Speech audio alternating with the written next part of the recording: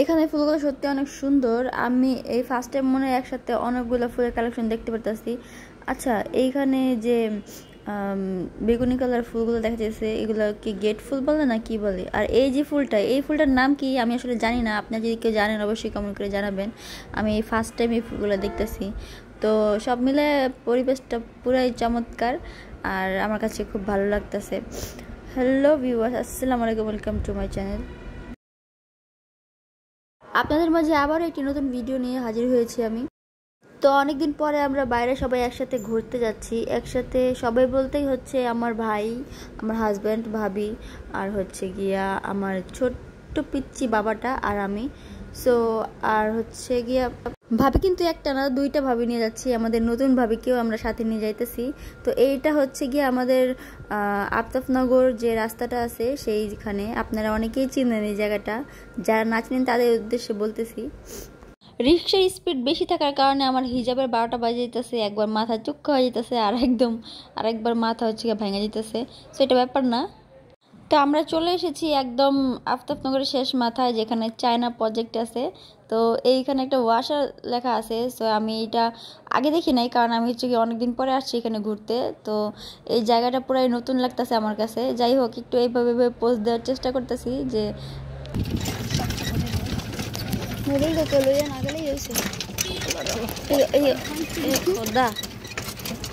আগে তো জানলে ওদিক দিয়ে যাই, সুন্দর ভিতরে যাই কেউ জানে।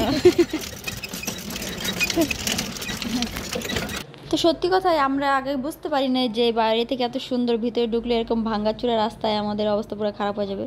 তো আমরা এখন যাইতেছি হচ্ছে গিয়ে ব্রিজ। এখানে নাকি একটা সুন্দর ব্রিজ আছে, এই যে সেই ব্রিজ আমরা চলে আসছি। এখন আমরা এই ব্রিজের উপরে উঠবো সবাই মিলে। তো এই জায়গাটার নাম আমি আসলে জানি না, সবাই বলতেছিল আড্ডার মোড় নাকি।